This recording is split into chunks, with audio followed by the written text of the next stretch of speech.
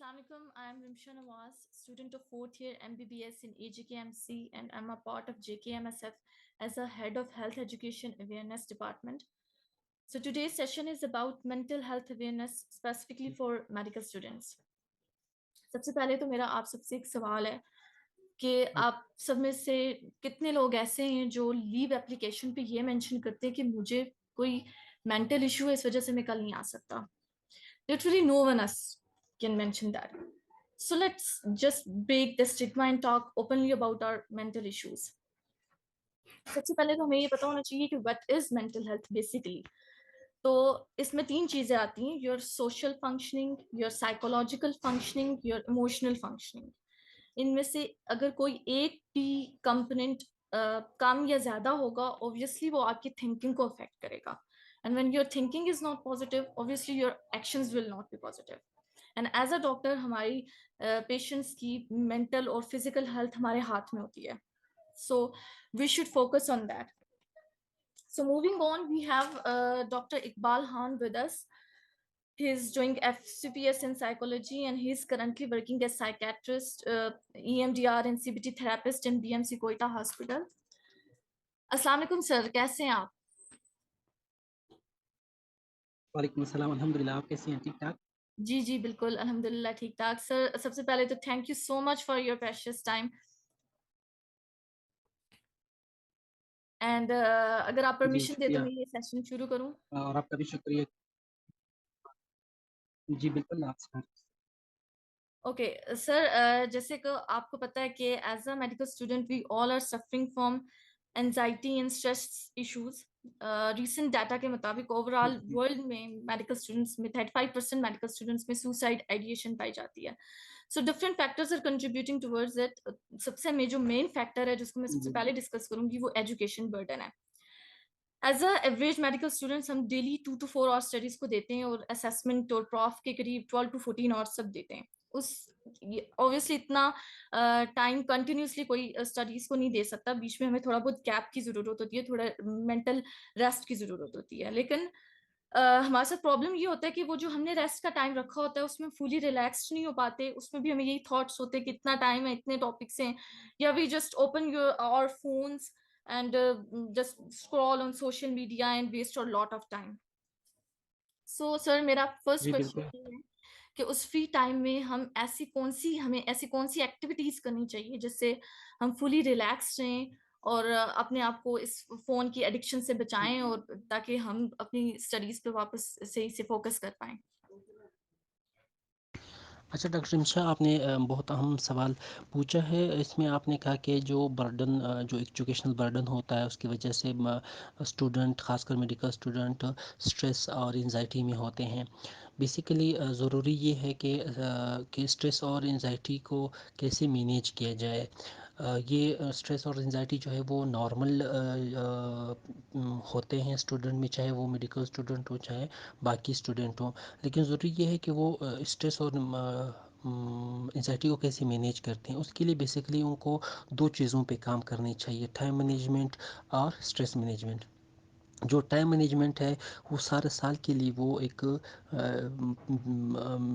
Time frame daily basis पे बनाए कि उसने डेली बेसिस पे जो है कौन कौन से काम करने हैं, कितने घंटे उसने पढ़ने हैं। स्लीप के लिए उसका अपना टाइमिंग हो, खाने पीने और दोस्तों से मिलने के लिए उसका अपना टाइमिंग हो। 4 से 6 घंटे वो रोज़ाना पढ़ाई करे।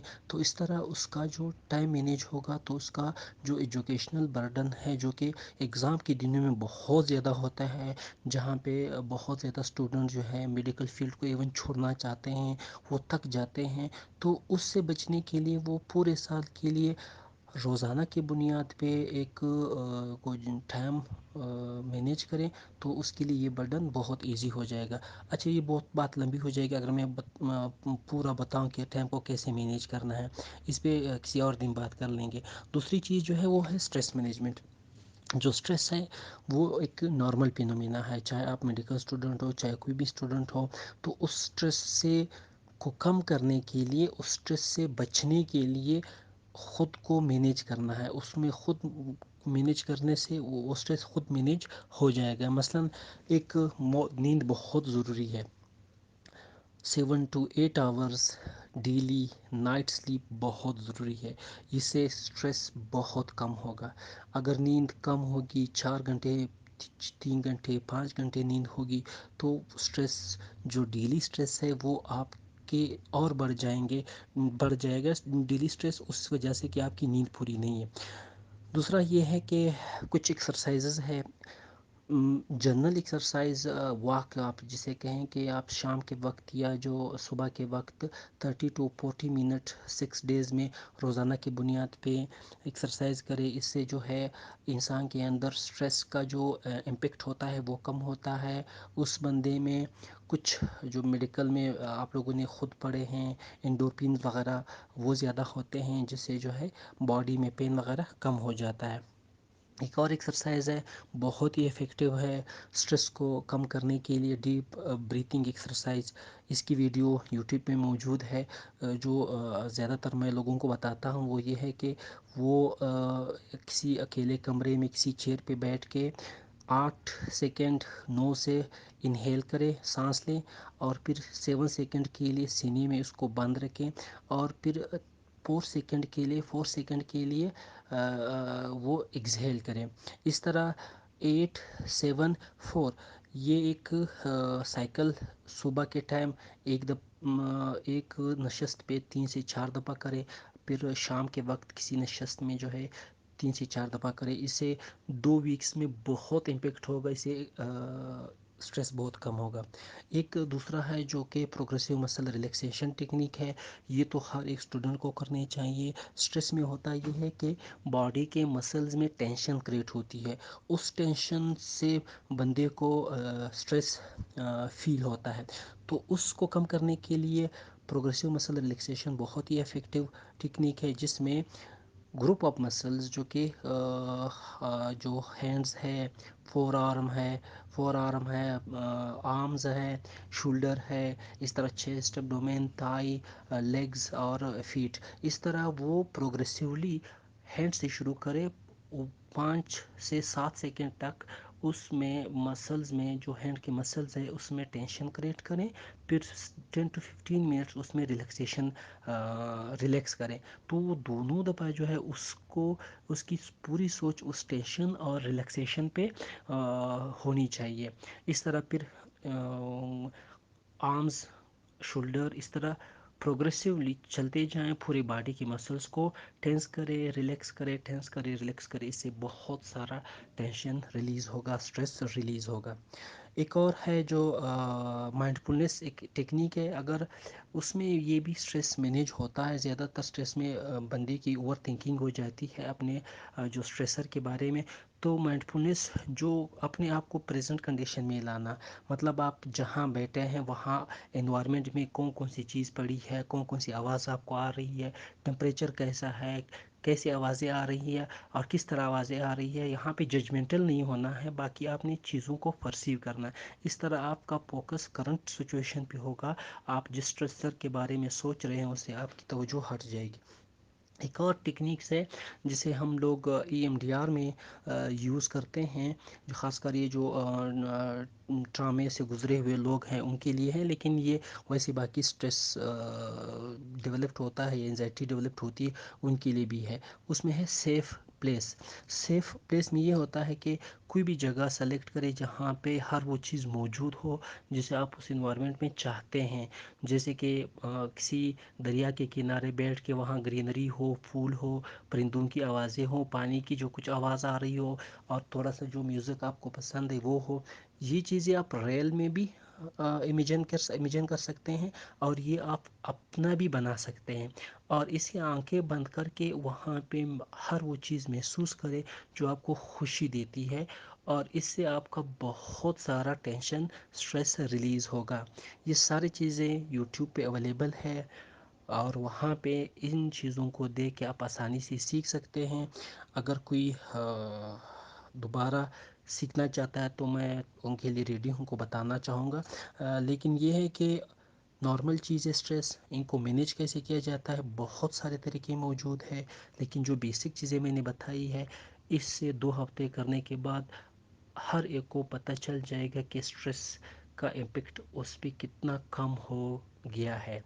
तो होप कि आप लोग अंडरस्टैंड, जो स्टूडेंट हैं, मेडिकल स्टूडेंट चाहे बाकी स्टूडेंट है, वो समझ गए होंगे। तो सर ने हमें बहुत अच्छे से बताया कि हम कैसे अपनी जो है ना रिलैक्समेंट पे हम कैसे फोकस करें, मसल रिलैक्समेंट की सर ने बहुत अच्छे से इसको एक्सप्लेन किया।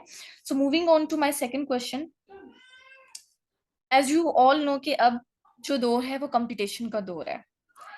5-6 साल की मेहनत करने के बाद भी हमें कोई जॉब श्योरिटी नहीं होती कि इसके बाद हमें जॉब मिलेगी। वैसे तो लोगों का परसेप्शन ये है कि भाई हाँ डॉक्टर बन गया तो अब इसके मजे, बट वी ऑल नो कि हर स्टेप के बाद एक समंदर है हार्डशिप्स का। एंड यस, हम अपने सीनियर से ये बातें भी सुन रहे होते कि आगे मेरिट मैटर नहीं करता, रेफरेंस मैटर करता। तो ये सब चीजें आपको एक मेंटल स्ट्रेस में कंटिन्यूसली हम इनकी वजह से स्ट्रेस से गुजर रहे होते हैं। तो सर, माय क्वेश्चन इज के how to avoid such negative thoughts and stay focused on our target. Okay, अच्छा, आपने सवाल मैंने ओवर थिंकिंग के बारे में, कि हम किस तरह स्टॉप करें उस यस चीज़ सर, को यस कि सर। हम लोग उस जो फ्यूचर के बारे में है सोच रहे हैं। ठीक है, देखो, एक फ्यूचर तो वैसे पता नहीं होता। अगर आप बात करें कि यहाँ पे पाकिस्तान में रह के आप श्योरिटी ले सकते हैं, तो कल का भी पता नहीं होता, तो परसों का भी पता नहीं होता। वो तो एक बख्ती कहें या हमारे मुल्क के हालात जिस भी वजह से हैं, जैसे भी है, वो तो है वो। लेकिन एक चीज़ है कि अगर आप एक चीज़ पे ये फोकस करेंगे, अगर आप कोई स्टूडेंट फोर्थ ईयर में है, फाइनल ईयर में है, और वो ये सोचे कि मुझे 1-2 साल के बाद जॉब नहीं मिलेगी, मेरा फ्यूचर सिक्योर नहीं होगा, तो उसको हम इलॉजिकल थिंकिंग कहते हैं, इलॉजिकल थिंकिंग या कॉग्निटिव डिस्टॉर्शंस। कि आपने एक चीज़ अभी से सोची है जिसका आपको आगे पता भी नहीं कि क्या उस तरह होगा भी कि नहीं, और उस यहाँ आपका जो करंट प्रेजेंट सिचुएशन है वो डिस्टर्ब हो रहा है, चाहे वो आपकी स्टडी है, चाहे वो आपका रिलेशनशिप है, चाहे वो आपके फैमिलीज के साथ या काम करने की जो आपकी ताकत, वो एनर्जी खत्म हो जाएगी। यस सर, और आप ऑब्वियस। इररिलेवेंटली उन चीज़ों पे फोकस करेंगे जो आपके कंट्रोल से बाहर है। ये चीज़ आप 2 साल के बाद चीज़ आ रही है और आप अभी से उसके बारे में सोच रहे हैं कि अब वो चीज़ मैं कैसे हैंडल करूँ। तो ये इलॉजिकल थिंकिंग है, इसको कम करना चाहिए बिल्कुल। एक तो बहुत सारी वजूहात होती है, बहुत सारी जो थिंकिंग है, जैसे जनरलाइज एंजाइटी डिसऑर्डर में बहुत सारी सोचता है चीज़ों के बारे में, ये क्या हुआ, वो क्या होगा। इसी तरह ओसीडी की थॉट्स हैं, उसमें भी थिंकिंग होती है। अगर कुछ anxiety, depression, OCD, post traumatic stress disorder या कोई ऑनगोइंग स्ट्रेसर की वजह से थिंकिंग नहीं है, तो ये थिंकिंग की थोड़ी सी डिस्टॉर्शन हो जाती है। नॉट चीज ये है, तो ओवर थिंकिंग के लिए भी कुछ बहुत सारे तरीके हैं। माइंडफुलनेस माइंडफुलनेस एक ऐसा तरीका है जिसमें आप करंट चीज को देखते हुए आप उसको महसूस करें, उस पर सोचें। जैसे मैं अभी एक अपने डिपार्टमेंट में बैठा हूँ, तो मैं सोचूं कि आज मैंने क्या करना है, यहाँ पे मैं बैठा हूँ, मैं क्या कर रहा हूँ, आसपास क्या हो, और मैं कैसे महसूस कर रहा हूँ, क्या कौन सी आवाज़ें मुझे आ रही है। करंट जो सिचुएशन है, अगर मैं उस पे सिर्फ 10 मिनट सोचूं, तो मेरे जो ओवर थिंकिंग है वो खत्म हो जाएगी, और यहाँ मैं बिल्कुल अपने आप को प्रेजेंट कंडीशन में लेके आऊंगा। ठीक है, इसको डिस्ट्रक्शन के तरीकों से भी हम अपने आप को कंट्रोल कर सकते हैं। अगर आप एक चीज़ पे फोकस कर रहे हैं, थिंकिंग कर रहे हैं, तो आप जाएं दोस्त से मिलें, आप जाएं एक कॉफ़ी टी ले लें, आप जाएं कोई ड्रामा देखें, कोई कोई एक और चीज़, कोई और काम करें। ठीक है, जो आपके लिए अवेलेबल, एक्सरसाइज पे निकलें, और किसी और चीज़ में अपने आप को एंगेज करें। हो सकता है कि उस चीज़ में एंगेज होने के बाद आपकी थिंकिंग जो है आप उस वो ओवर वापस थिंकिंग से पॉजिटिव हो डिस्ट्रैक्ट हो जाए उस जाएंगे। चीज़ के बारे में। ठीक है, दूसरी बात, हाँ, डिस्ट्रैक्ट हो जाएंगे, डिस्ट्रक्शन टेक्निक। और एक, आप कम्युनिकेशन स्किल्स बढ़ाएं। जितनी ओके। आपकी कम्युनिकेशन स्किल्स बढ़ेगी, उतना ही आपकी थिंकिंग जो प्रोसेस है वो नॉर्मल होगा। ठीक है, कम्युनिकेशन ओके। स्किल में आपको अपने आप का पता होना चाहिए, आपके अपने आप कॉन्फिडेंस का पता होना चाहिए, सेल्फ कंट्रोल, ये सारी चीजें हैं जो आप इसको जैसे कम्युनिकेशन स्किल आप बता सकते हैं, उससे आपकी थिंकिंग ठीक हो जाएगी। और ओके। साथ में सेल्फ एक्सेप्टेंस, आप हर चीज को, कुछ चीजों को जो है आपने एक्सेप्ट कर, जब आप एक्सेप्टेंस पे आ जाते हैं तो बहुत सारे आपके थॉट्स कंट्रोल में हो।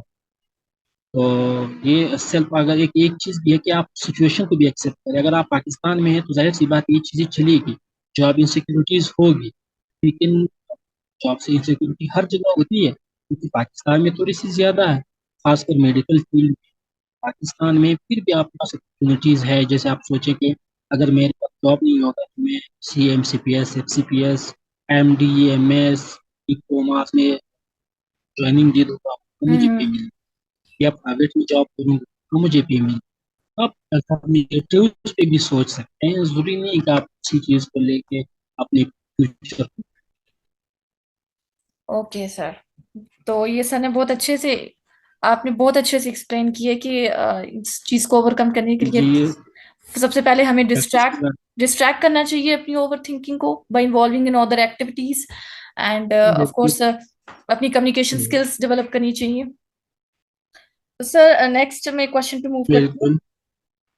नेक्स्ट क्वेश्चन अगर आप अलाउ करें मैं मूव करती हूँ। Sir, in our modern present time, because of our overall environment in our medical colleges, we waste a lot of our time in involving in by involving in political activities and relationships that is constantly destroying our mental and physical health. And unfortunately, the prevalence of substance abuse among medical students in Pakistan is increasing day by day. So, sir, tell us some such personality traits that we can develop to so that we avoid such negative activities and improve our mental as well as physical health. ठीक है। असल में जो चीज़ें अभी तक हम लोगों ने डिस्कस की है, उन चीज़ों में बहुत सारी चीज़ें ये मौजूद, इनके सॉल्यूशंस मौजूद। मसलन अगर प्रायोरिटीज बेस आप चीज़ें रखें, ठीक है। आप यहाँ, अगर मैं सी मेडिकल कॉलेज में मेरा एडमिशन हुआ है तो वहाँ पे मेरा मेन मकसद क्या है, मेरी प्रायोरिटी क्या है, उस प्रायोरिटी मैं कंप्लीट।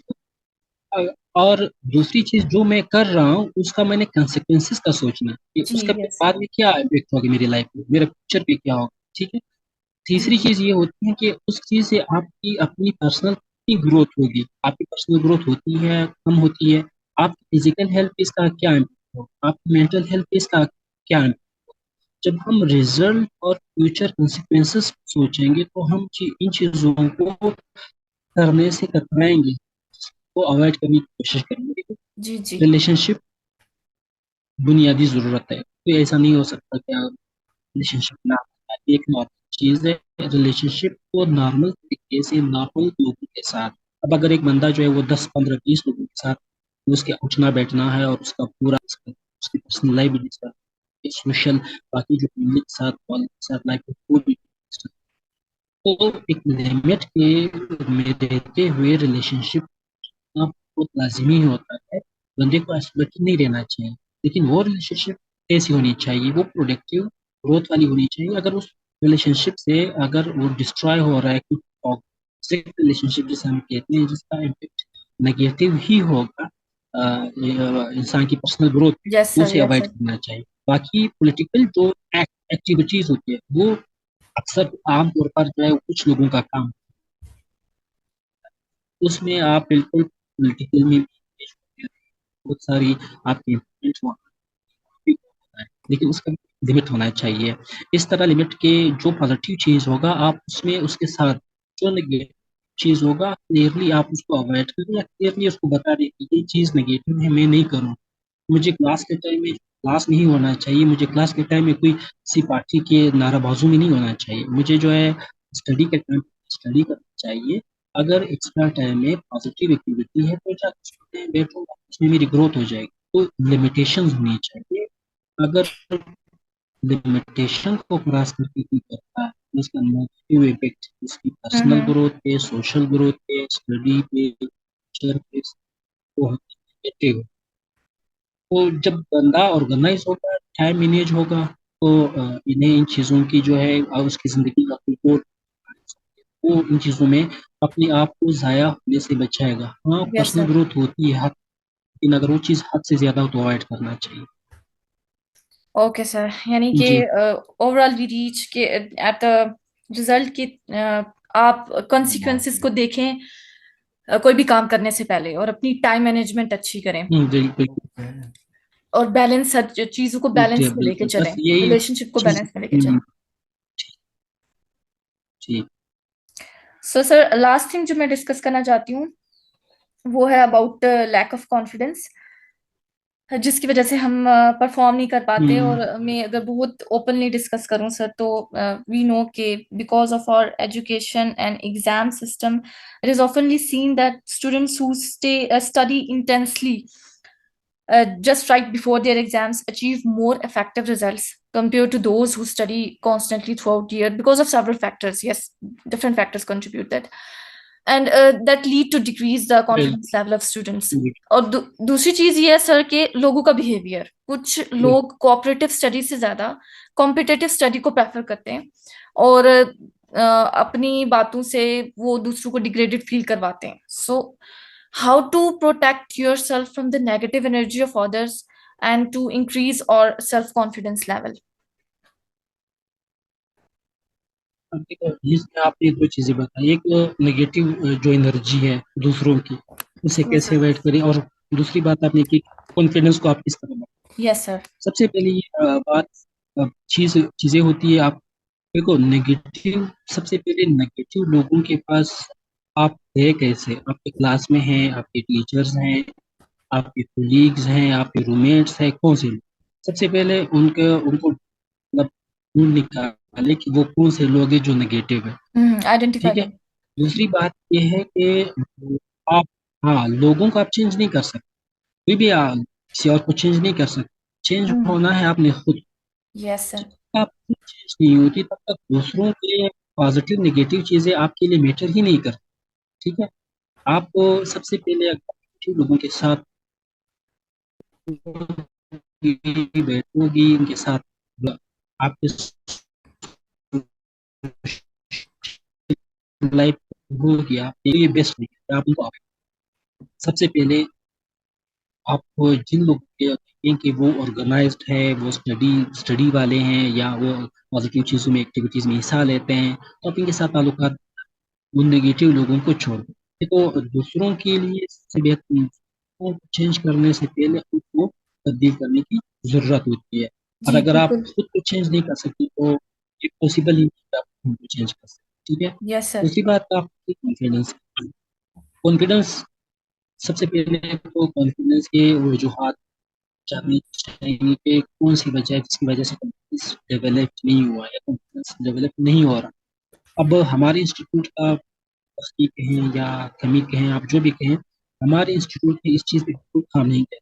मुझे फाइनल ईयर तक पहुंचा, मैंने पूरे 5 साल में सिर्फ एक presentation the. Okay, sir. Please continue. Sir was telling us how to increase our confidence level. Confidence. Yes. अच्छा। ठीक है। कॉन्फिडेंस लेवल एक तो इस तरह होता है कि जो आपके इंस्टीट्यूट होता है, अगर वो सही मानों में आपके कॉन्फिडेंस बिल्डिंग पे काम करे, स्टूडेंट की कॉन्फिडेंस बिल्डिंग पे काम करे, तो वो चीज़ बहुत ज़्यादा इफेक्टिव होगी। दूसरी बात यह है, जो अगर कोई एक पर्सनल, अगर किसी का कॉन्फिडेंस कम है, तो कुछ टेक्निक कर सकता है, कुछ ऐसे तरीके यूज़ कर सकता है जिससे उसका कॉन्फिडेंस बढ़ सकती है। ठीक है। सबसे पहले जो हम लोग क्या करते हैं, कंपेरिजन करते हैं, हम अपने आप को दूसरों के साथ कंपेयर करते हैं, जिसमें जो हम समझते हैं, हमारे ख्याल में बाकी लोग भी हमारे बारे में उतनी समझते हैं, लेकिन ऐसा नहीं होता। अंदर से आप जितने भी, अगर कोई बंदा जितना भी लो कॉन्फिडेंस हो, लेकिन आगे वाले को ये पता नहीं होता कि इसका कॉन्फिडेंस लेवल कितना है। Mm-hmm. तो हमें अवॉइड करना चाहिए कंपैरिजन, दूसरों के साथ हमें अवॉइड करना चाहिए कंपैरिजन। जब हम कंपेयर करना छोड़ देंगे तो उसमें हम अपने आप को पहचानेंगे और हमारा कॉन्फिडेंस बढ़ जाएगा। Yes, sir. Yes, बहुत आपने अच्छी बात ठीक है। की कि और stop. Yes, sir. Staff avoid comparison with others. Yes. अच्छा, मसला ये होता है कि हम चाहते हैं कि मैं आज ही शाम तक अपने कॉन्फिडेंस को इतना बिल्ड करूं कि सब है कि इसकी कॉन्फिडेंस बहुत ज्यादा है। इस तरह जी. नहीं होता। आप छोटे से स्टेप्स ले, आप छोटे से स्टेप से शुरू करें, जहाँ पे आपको लगता है कि इन इन जगहों पे जो है मेरी कमजोरी है, यहाँ पे मेरा कॉन्फिडेंस लो, तो आप स्लोली स्टेप्स शुरू करें, आहिस्ता आहिस्ता इसको बढ़ाते जाए। वक्त के साथ आपका कॉन्फिडेंस बढ़ता जाएगा। एकदम से इस तरह चीजें नहीं होती, आपने सुबह सोचा तो शाम को सब कुछ ठीक हो जाए। बिल्कुल सर, यस सर। ठीक है।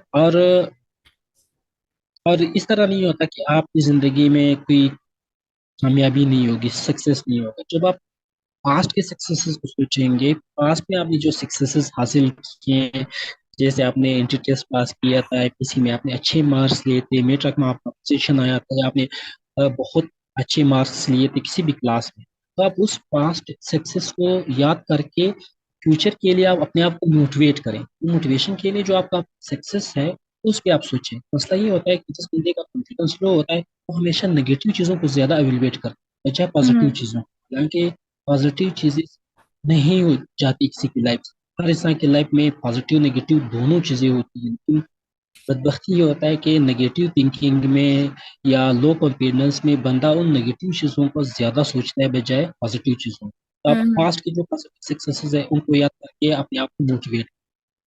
जो टेक्निक्स मैंने बताए हैं जैसे रिलैक्सेशन टेक्निक्स है, प्रोग्रेसिव मसल रिलैक्सेशन वाले, डीप ब्रीथिंग एक्सरसाइज वाले, ये चीज़ें प्रैक्टिस करके भी आपका कॉन्फिडेंस लेवल बढ़ जाता है। उसकी आपकी एंजाइटी कम होती है, उससे आपका कॉन्फिडेंस बढ़ जाता है। जिस तरह मैंने बात की, कम्युनिकेशन स्किल इम्प्रूव करें, आपकी ड्रेसिंग, आपका बॉडी लैंग्वेज, आपका लोगों के साथ मिलना जुलना, ये सारी चीज़ें कॉन्फिडेंस बिल्डिंग में बहुत मैटर करती है। अगर आपकी अच्छी ड्रेसिंग है, आप अपने आप को जो है बहुत अच्छा सा कॉन्फिडेंस से बढ़ जाएगा।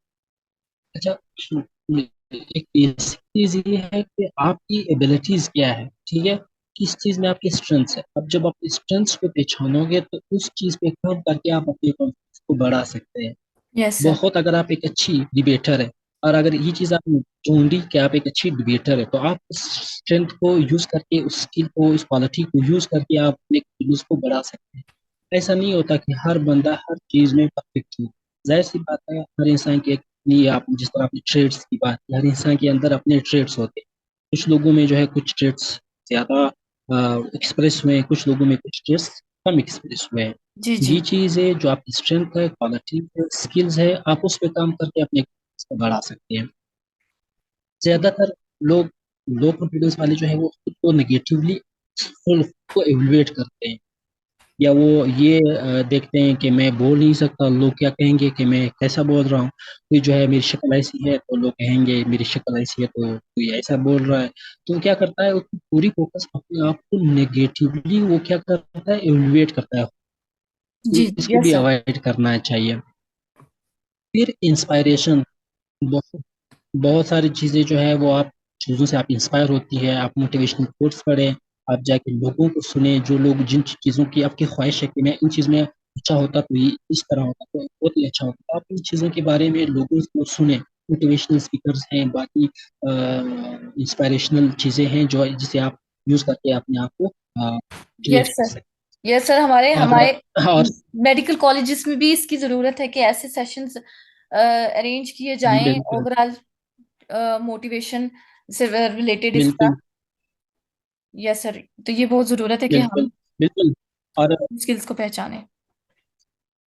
जी बिल्कुल। और अक्सर इस तरह होता है कि जो बंदा कर रहा है दूसरा बंदा भी उसी तरह कर रहा है। पहले फर्स्ट ईयर फाइनल ईयर वाले जो कर रहे हैं, फोर्थ ईयर वाले उसी रास्ते पे चल रहे हैं, थर्ड वाले फोर्थ ईयर के रास्ते पे चल रहे हैं। जो एग्जैक्टली एक चीज एग्जैक्टली। ट्रेंड बन गई है सारी उसी पे है। अगर इनमें से एक बंदा न्यू न्यू चैलेंज को एक्सेप्ट करे, जैसे अगर किसी चीज में आप रिसर्च करना चाहते हैं, कुछ ऐसा करना चाहती है जो पहले लोगों ने नहीं की थी, तो उन चीजों में आपके अंदर कॉन्फिडेंस आ जाता है।